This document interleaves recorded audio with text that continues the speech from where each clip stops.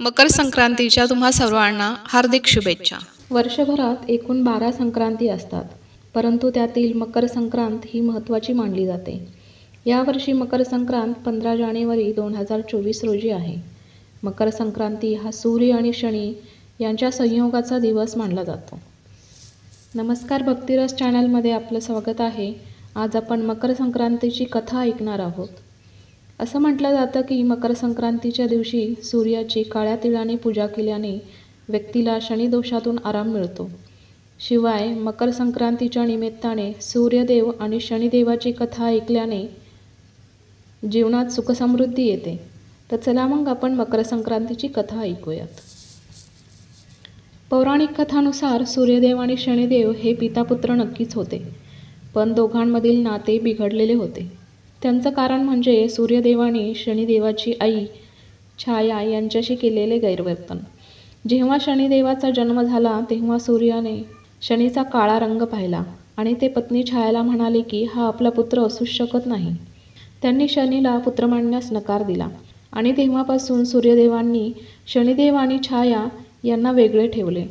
शनिदेव आणि माता छाया कुंभ नावाच्या घरात राहू लागले, परंतु सूर्याच्या या वागण्याने दुखावले गेलेली पत्नी छाया यांनी सूर्यदेवाला कुष्ठरोगाचा श्राप दिला।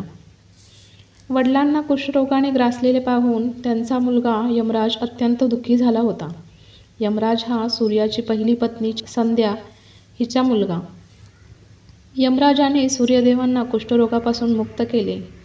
जेव्हा सूर्यदेव पूर्णपणे निरोगी झाले तेव्हा त्यांनी आपले लक्ष पूर्णपणे कुंभ राशीवर केंद्रित केले। कालांतराने सूर्याने शनिदेवाचं घर कुंभ जळून खाक झालं। त्यानंतर शनी आणि त्यांची आई छाया यांना खूप त्रास सहन करावा लागला। आपली सावत्र आई आणि भाऊ शनी यांची व्यथा यमराजांना पाहवली गेली नाही। यमराजांनी वडील सूर्यदेव यांना विनंती केली की आता या दोघांना क्षमा करावे। समजूत घातल्यानंतर सूर्यदेव शनीला भेटायला जातात। शनिदेव जेव्हा आपले वडील सूर्यदेव यांना येताना पाहतात तेव्हा ते आपल्या जळालेल्या घराकडे पाहतात। ते घरात आतमध्ये जातात आणि एका भांड्यामध्ये काही काळे तीळ उरलेले होते ते घेऊन येतात। शनिदेव या तिळांनी वडिलांचे स्वागत करतात। शनिदेवांच्या या वागण्याने सूर्यदेव प्रसन्न होतात आणि शनिदेवाला दुसरं घर देतात, त्याचं नाव मकर।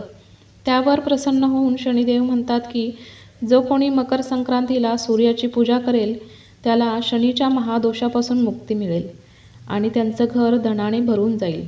म्हणून जेव्हा सूर्यदेव आपल्या मुलाच्या पहिल्या भावात म्हणजे मकर राशीत प्रवेश करतात तेव्हा त्याला मकर संक्रांती असे म्हणतात। तर ही होती मकर संक्रांतीची कथा। आशा आहे हा व्हिडिओ तुम्हाला आवडला असेल। जर हा व्हिडिओ आवडला असेल लाईक, शेअर आणि सबस्क्राईब करा। धन्यवाद।